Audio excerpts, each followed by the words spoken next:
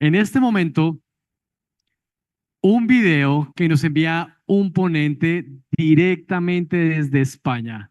Por temas logísticos, no está con nosotros el día de hoy, pero nos envía un video muy importante con una ponencia que sabemos que va a ser determinante para que ustedes presten atención. Así que quiero dejarlos con el doctor Leonardo Reyes desde España, quien nos comparte un video con su ponencia para que ustedes la puedan disfrutar. Doctor Leonardo Reyes, médico neumólogo intensivista.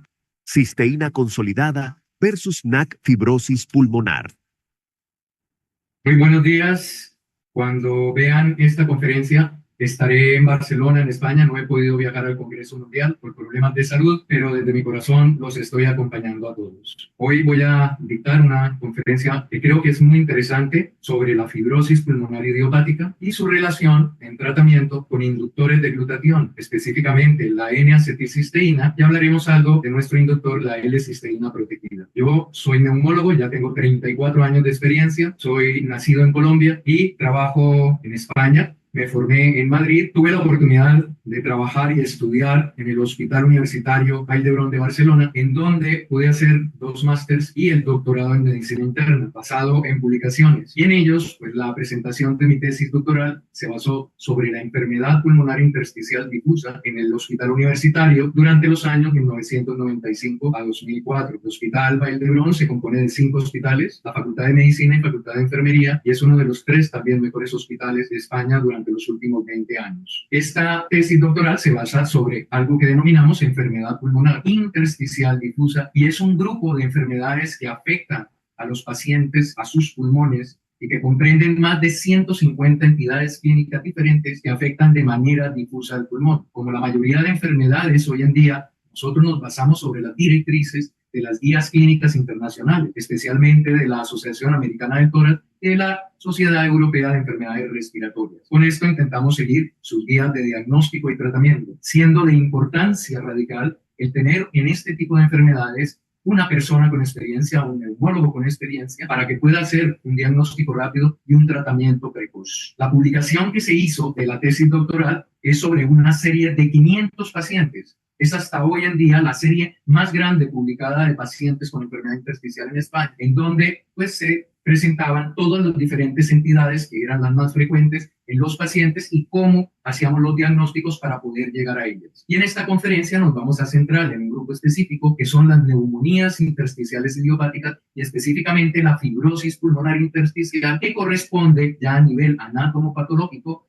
a una neumonía usual, intersticial. La definición de la fibrosis pulmonar idiopática es una enfermedad de carácter crónico, progresivo, irreversible y letal, de causa desconocida. Se limita su afectación a los pulmones y se asocia, como lo comenté, con un patrón anatomopatológico y radiológico de neumonía intersticial usual, que es lo que nos ayuda hoy en día a hacer los diagnósticos, sobre todo a través del TAC, y solamente en 20% de los pacientes hoy en día es necesario llegar a una biopsia pulmonar quirúrgica para hacer este diagnóstico. Pero, ¿qué es el tejido intersticial? Aquí vemos un pulmón en donde vemos que están los bronquios, que son los tubos donde lleva el aire, y una especie de globitos que son los alvéolos. Estos globitos son millones en todo el pulmón, y como vemos ya en el corte transversal, vemos que estas paredes se engruesan y esto es lo que produce definitivamente la fibrosis. Engruesa el tejido de sostén del pulmón, con lo cual el pulmón, que es un órgano que es sumamente fácil de inspirar y expirar, se convierte en un órgano rígido y paulatinamente se va perdiendo la capacidad de llevar el oxígeno a los tejidos.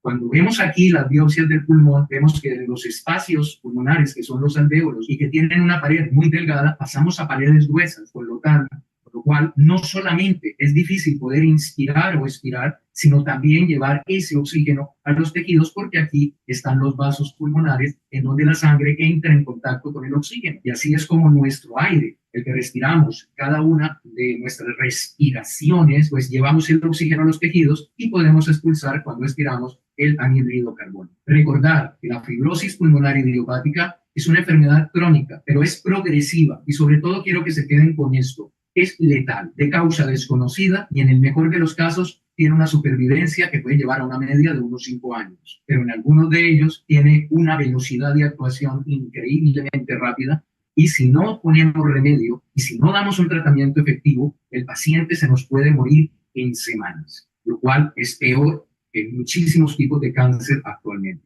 También, como lo comenté anteriormente, nosotros seguimos con las pautas de diagnóstico y tratamiento. Y traigo a colación la última que ha sacado la Sociedad Americana del Tórax junto con la Sociedad Europea. Pero esta vez ha incluido a la Sociedad Latinoamericana y a la Sociedad Japonesa también de neumología, con lo cual tenemos una guía ya casi de carácter mundial, en donde se nos expresa cómo es la forma de hacer el diagnóstico y cómo sería el tratamiento convencional para estos pacientes. Pero esta normativa tiene un avance muy importante y es que se tiende en esta oportunidad a unir a todas las demás alteraciones intersticiales que producen fibrosis en un grupo que se llamarían enfermedades fibrosas pulmonares progresivas. Y esto tiene la oportunidad de nuestros tratamientos poderlos ofrecer también a los demás tipos de fibrosis, que dependiendo del tipo podemos asociar algunos u otros tipos de tratamiento antifibrótico de carácter antiinflamatorio, asociar cortisona o otro tipo diferente, pero nos brinda la oportunidad de poder ampliar el rango de tratamiento a diversos tipos de enfermedades y poderlo seguir de una manera mucho más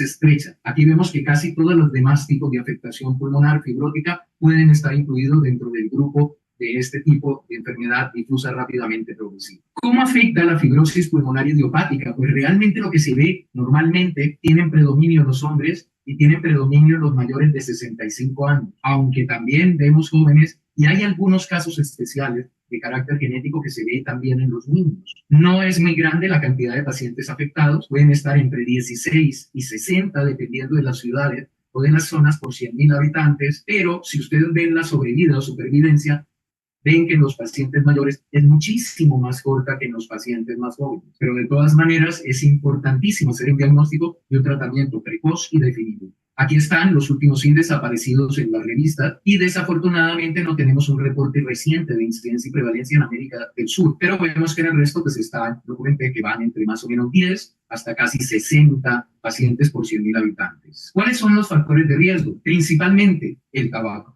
El tabaco tiene relación con más del 70% de las fibrosis pulmonares, sean del tipo intersticial usual o sean de otros tipos no tan agresivos. También, lógicamente, se han asociado otro tipo de factores como el reflujo gastroesofágico, que cada vez lo vemos y lo estudiamos en todos los pacientes, que es la llegada de ácido al pulmón específicamente de noche. Algunas formas de trabajo como la agricultura, el trabajo con madera, con polvos metálicos, ganadería, las peluquerías por el uso de químicos permanentes, el corte y pulido de piedra, la cría de aves, porque las plumas de las aves y las proteínas de descamación pueden producir inicialmente un cuadro inflamatorio y después una fibrosis. Y lógicamente pues están algunos de los virus y alteraciones genéticas que cada vez vamos conociendo más. Esta es la última descripción que sale en las pautas publicadas en el 2024 y que demuestran que cada vez vamos más hacia factores genéticos y a factores inflamatorios difusos que son los que pueden producir los cuadros de fibrosis pulmonar. No nos olvidamos que muchos fármacos tienen relación con la aparición de enfermedades inflamatorias y fibróticas. Y recomiendo esta página web que se llama Neumotox y que viene funcionando desde hace 30 años y que es de gran ayuda cuando hacemos el diagnóstico de los pacientes, ya que más de 50 fármacos están relacionados o pueden producir diversos tipos de alteraciones inflamatorias fibróticas en los pulmones. ¿Cuáles son las manifestaciones clínicas?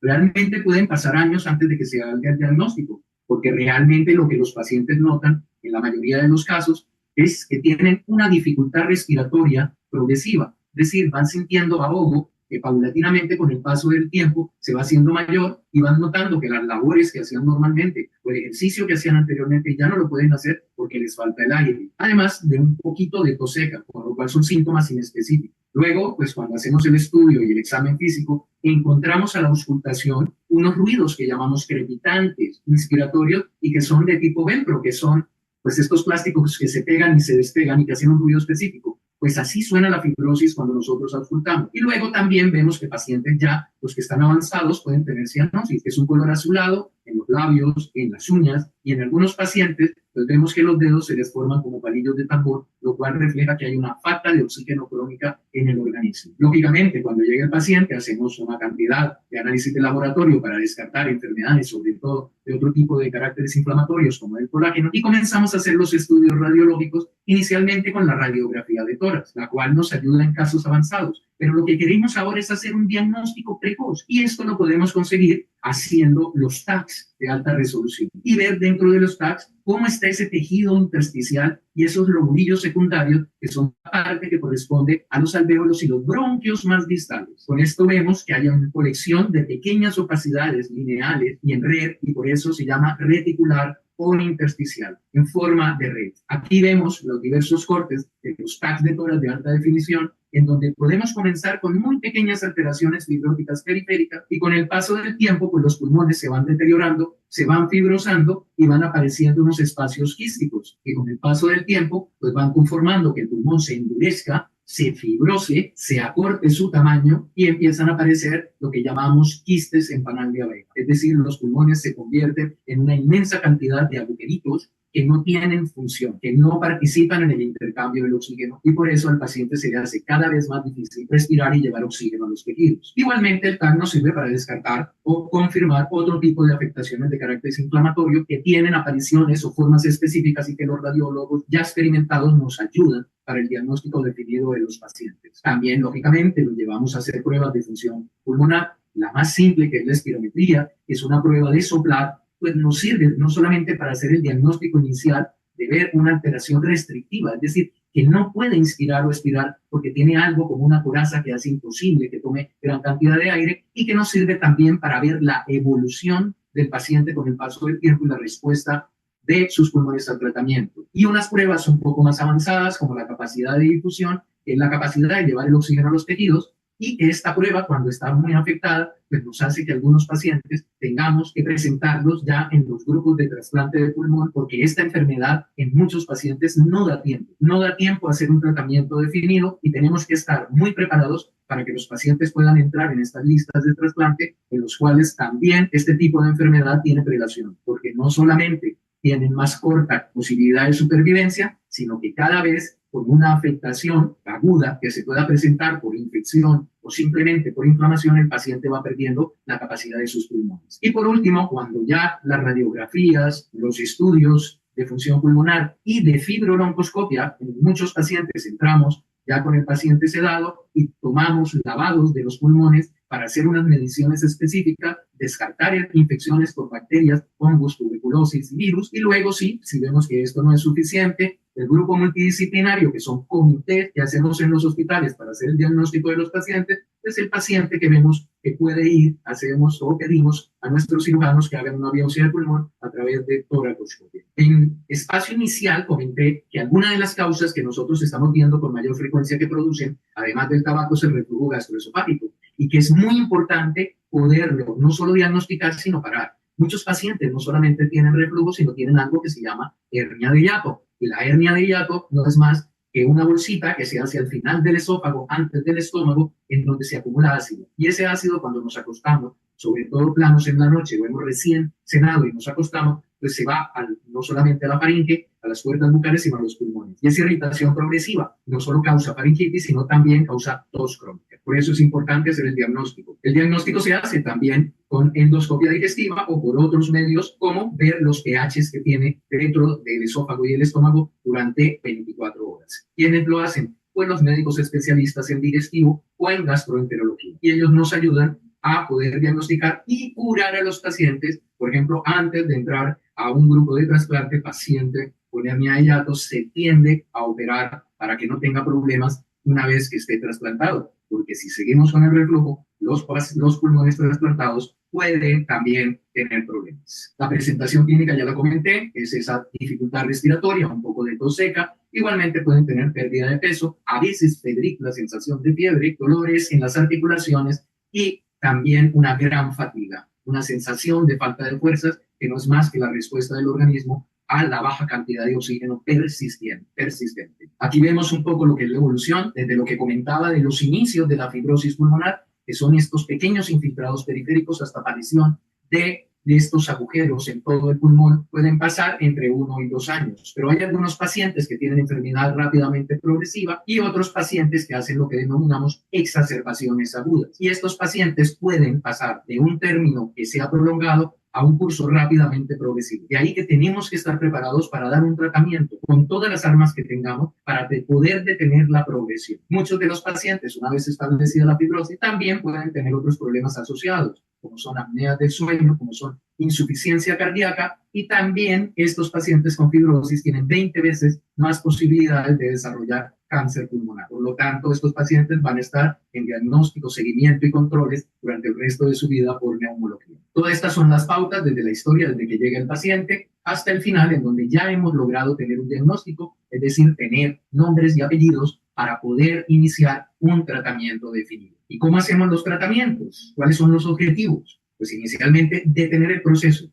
sea en fase aguda, sea en fase de exacerbación aguda, o sea en fase subaguda o crónica. Tratar de aliviar los síntomas e identificar y tratar las complicaciones que se vayan produciendo con el paso del tiempo. Y estos son muchos de los fármacos que hoy en día se están utilizando para el tratamiento de la fibrosis pulmonar idiopática y las otras neumonías intersticiales, sean o no asociadas con enfermedades del colágeno. Pero para la fibrosis pulmonar idiopática contamos principalmente con dos fármacos que denominamos antifibróticos. El primero es la pirfenidona, que es un antagonista del Transforming Growth Factor Beta, que es un factor de crecimiento de las células que producen la fibrosis, de los fibroblastos, y que desde el año 2014 pues ya se sabe que ayuda a disminuir la progresión de la enfermedad. Intenta detener la pérdida de la función pulmonar, pero desafortunadamente un porcentaje de pacientes, que pueden llegar hasta un 10%, pueden tener alteraciones de carácter digestivo, por lo cual no es tolerado por todo el mundo. Segundo, tiene un costo muy alto, por lo tanto, tienen que pasar por comités en los grupos de neumología de la Seguridad Social acá en España para que le paguen este fármaco. Y en ese tiempo pueden llegar a pasar 2 o 3 meses, con lo cual perdemos una gran cantidad de tiempo que es invaluable para los pacientes. Y muchos pacientes antes de empezar el tratamiento hacen exacerbaciones agudas y pueden fallecer. Por lo tanto, esto se está reevaluando. Segundo, tenemos otro fármaco que es el nintedanib, es otro tipo de fármaco antifibrótico. También hay estudios definidos que demuestran que mejoran la pérdida de la función pulmonar en los pacientes con fibrosis. Pero cuando se han hecho los últimos metaanálisis, es decir, los grupos de estudio de diversos resultados de estudios definidos, resulta que ni la pirfenidona ni el nintedanib han logrado mejorar la supervivencia de los pacientes con fibrosis. Y se ve que solamente en aquellos casos en los cuales realmente no son fibrosis pulmonares intersticiales del tipo neumonía intersticial usual o fibrosis pulmonar idiopática, sino de carácter inflamatorio, son en quienes mejoran la supervivencia y en quienes pueden mejorar la progresión de la enfermedad. En los cuadros definidos no mejoran la supervivencia, por lo cual en este momento pues están en investigación y están un poco en entredicho si realmente se justifica la continuidad de los fármacos para los pacientes con la fibrosis pulmonar. Mirando dentro de los grupos de América Latina, pues he encontrado este estudio que es muy interesante, que se hizo en Argentina para valorar si la seguridad social del país podía dar el visto bueno para aceptar el tratamiento de estos dos fármacos para los pacientes. Y encontraron prácticamente lo mismo. Después de haber hecho un gran estudio, esto está publicado para el que lo quiera realmente introducirse y confirmar, y demuestran que realmente pueden llegar a disminuir la progresión de enfermedad durante el primer año, pero después en los siguientes años realmente no hay un nivel confirmatorio definido. Igualmente se ha encontrado en Alemania, igualmente se ha encontrado en Canadá, con lo cual la certeza de evidencia de que estos fármacos puedan mejorar la supervivencia de los pacientes o mejorar la capacidad pulmonar o funcional de los pacientes, como lo comenté, está en entredicho. Y la recomendación de esta Comisión Nacional en Argentina fue no incluir los fármacos en la seguridad social. En España sí están incluidos, y a los pacientes que logran pasar el comité, que es un comité bastante severo para mirar en quiénes se dan el fármaco, realmente se puede y se está administrando. Con esto pues nos vamos a PubMed, que es la biblioteca americana, donde todos los estudios de investigación están publicados, y nos vamos a ver qué tratamientos tenemos para la fibrosis pulmonar. Nos encontramos que en este momento hay publicadas casi 34.000 estudios de investigación, y cuando nos vamos en relación con el glutatión, encontramos solamente 343 estudios que hablen de la posibilidad de tratar con inductores de glutatión, y específicamente encontramos 130 estudios relacionados con el primer inductor de glutatión que hemos utilizado, en los últimos 20 años, que es la N-acetilcisteína.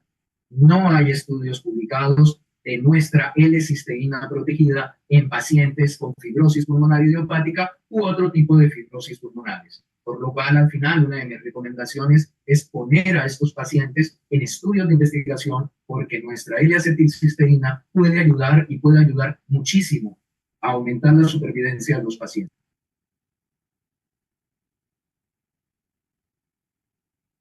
Muy acentuado de glutatión. Ustedes saben que el glutatión pues, nos protege del estrés oxidativo, nos protege de la inflamación, de la fibrosis, de la destrucción de las células y finalmente de la apoptosis o muerte celular. Pues ya sabemos que esta disminución del glutatión intracelular pulmonar pues hace que definitivamente proliferen los fibroblastos, que son las células que producen la fibrosis en los pulmones humanos. También sabíamos en el año 97 que el primer inductor que he hablado, que es la N-acetilcisteína, en dosis altas podía frenar la alveolitis fibrosante. Este es el primer estudio que se hace con pocos pacientes que fueron tratados con dosis altas de acetilcisteína y realmente son 1800 miligramos y se vio realmente que pacientes mejoraban el nivel de glutatión intrapulmonar y posteriormente mejoraban realmente también su función pulmonar. Igualmente, hemos visto que en pacientes con asma y también con enfisema específicamente del EPOC, de la enfermedad pulmonar obstructiva crónica, los pacientes también tienen un déficit muy importante de glutatión que favorecen en el asma la inflamación crónica y en el enfisema la destrucción del tejido pulmonar. Y en el año 2005 ha salido publicado en el New England Journal of Medicine un trabajo que se hizo en Europa, en el cual yo participé con el grupo del Vall d'Hebron, del Hospital Vall d'Hebron, introduciendo 12 pacientes dentro del estudio. Fue denominado estudio de Ifigenia, en el cual se utilizaba la acetilcisteína en dosis de 1800 miligramos en pacientes con fibrosis pulmonar, asociado a lo que era el tratamiento convencional de ese momento, que era cortisona y un inmunomodulador que es azatioprina. Y realmente cuando se incluyeron los pacientes, lo que se encontró fue que los pacientes con 1800 miligramos mejoraban y preservaban tanto la capacidad vital, es decir, la función pulmonar, y la capacidad de difusión de los pacientes con fibrosis idiopática. Este era un estudio únicamente de un año de evolución, con lo cual la importancia era poder duplicar o poder hacer nuevos estudios en diversas partes del mundo para poder certificar que la acetilcisteína como adyuvante a tratamiento mejoraba a estos pacientes. Así aparecieron varios estudios, ya incluyendo algunas variantes de carácter genética, como los grupos tolipomón, en el cual se veía cómo era la respuesta a la acetilcisteína en los pacientes con fibrosis pulmonar, asociando el mismo tratamiento.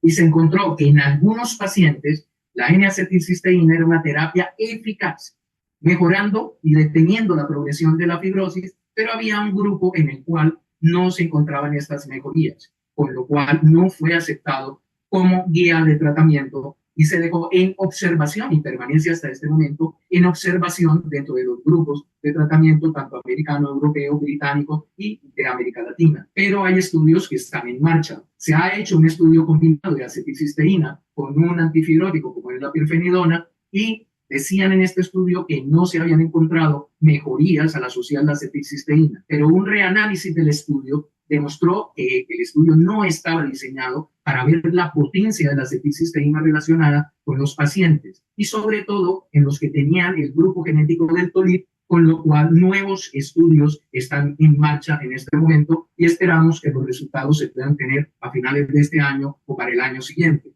Y de ahí que el doctor Ganesh Raghu, que es el jefe del grupo de neumología de la Universidad George Washington en Seattle, que es uno de los grupos más importantes de enfermedad intersticial del mundo, pues aparecen los artículos en el cual dice la puerta todavía está abierta para el uso de los inductores de glutatión de la N-acetilcisteína en la fibrosis pulmonar idiopática. Por lo tanto, no se puede desechar, no se puede descartar. Igualmente sabemos que los pacientes tienen alteraciones nutricionales y de disfunción de la fibrosis pulmonar. Este es un estudio importante del grupo del Hospital del Mar de Barcelona, en el cual ya se confirmaban este tipo de alteraciones. También en Argentina se ha escrito sobre por qué nos olvidamos de la parte nutricional, de la parte de la pérdida de masa muscular, de la sarcopenia en los pacientes con fibrosis pulmonares, igual que en los pacientes con enfisema o enfermedades pulmonares crónicas, y que es un punto importantísimo que estamos olvidando para poder potenciar la mejoría de los pacientes. Y por último, un estudio colombiano que ha sido publicado este año en una revista mexicana, pues también encuentra que en los pacientes de fibrosis pulmonar, pues hay unas citoquinas específicas que están aumentadas, con lo cual nos abre una gran cantidad de posibilidades para tratar a los pacientes con nuestra L-cisteína protegida. Sabemos, por último, que hay muchas presentaciones de la N-acetilcisteína, pero tenemos que recordar que es un fármaco que tiene que usarse bajo supervisión médica, que tiene un efecto de poca duración, por lo tanto hay que dar dosis repetidas cada 8 horas, que tiene efectos secundarios en un porcentaje que puede ir entre el 15 y 20% de los pacientes, también de tipo digestivo, que no toleran el procedimiento y que está contraindicado para niños y mujeres embarazadas. Igualmente, sabemos que la absorción de la N-acetilcisteína es menor de un 5% de la cantidad que nosotros tomamos, que la mayoría de lo que se absorbe no llega directamente dentro de las células, porque su tamaño molecular es muy grande, por lo cual es necesario administrar estas dosis tan elevadas.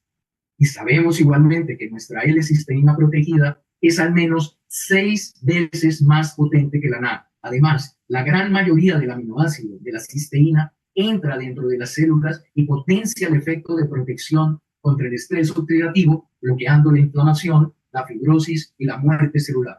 Con lo cual, se nos abre una gran capacidad de nuestro fármaco para ayudar a los pacientes, tanto en fases agudas, subagudas o crónicas de fibrosis pulmonar. Por último, quería comentar un poco cuál ha sido la experiencia mía en este año con Inmunocal. Yo llevo vinculado en el tratamiento desde finales del mes de enero. Durante este tiempo he visto 6 pacientes con fibrosis pulmonar idiopática, 2 en fases iniciales que llegaron específicamente en cuadros muy agudos, en un cuadro tan severo que tenían alteraciones fibróticas e inflamatorias difusas en ambos pulmones. Ambos llegaron con unos niveles de oxígeno en la saturación menores de 86%, con lo cual requerían oxígeno persistente y permanente en gran cantidad, algunos hasta 5 litros por minuto, con lo cual también en estos pacientes existe el tratamiento definido, que es tratar de bajar inflamación, tratar de iniciar un tratamiento de inmunomodulación y además asocié nuestro Inmunocal. Y la sorpresa ha sido que al mes y medio estos pacientes, cuando ya pudieron salir del hospital y cuando vinieron a mi consulta, ninguno de los dos ya requería oxígeno. Y los TACs de control que se realizaron pues demostraban que tenían una disminución de casi el 70% de los infiltrados pulmonares. Igualmente tuve la experiencia con otros 2 pacientes en casos subagudos en los cuales la mejoría ha sido notoria, pero no tan importante como en los 2 casos que he comentado al inicio. Y también he tenido 2 casos ya muy avanzados, pacientes con menos del 30% de función pulmonar y en quienes, pues, desafortunadamente, la L-cisteína más el tratamiento convencional no pudo detener la progresión y ambos fallecieron. Dentro de los 2 pacientes subagudos, desafortunadamente había iniciado en ambos tratamiento con Inmunocal, pero como al ser obligatorio en España llevar a estos pacientes a hospitales de seguridad social para entrar dentro de los comités para la aceptación de los tratamientos antifibróticos, lo primero que hicieron fue suspender el tratamiento con Inmunocal y dejar únicamente su tratamiento convencional. Desafortunadamente, una de estas pacientes falleció a las 6 semanas y el otro paciente está en un estado bastante similar. Con lo cual, nuevamente pediría que estos pacientes a quienes se les está dando Inmunocal, que son aminoácidos que producen el glutatión que nuestras propias células pulmonares producen. No estamos administrando nada diferente que lo que debería producir nuestro organismo, pero que desafortunadamente no lo produce. Y lo utilizamos como adyuvante, no como tratamiento único. Aquí, así que lo que pediría es que estudiaran un poco más cuáles son los efectos y realmente cómo se produce la L-cisteína protegida para que no lo suspendan en los pacientes con fibrosis pulmonar, porque puede acarrear la muerte de estos pacientes.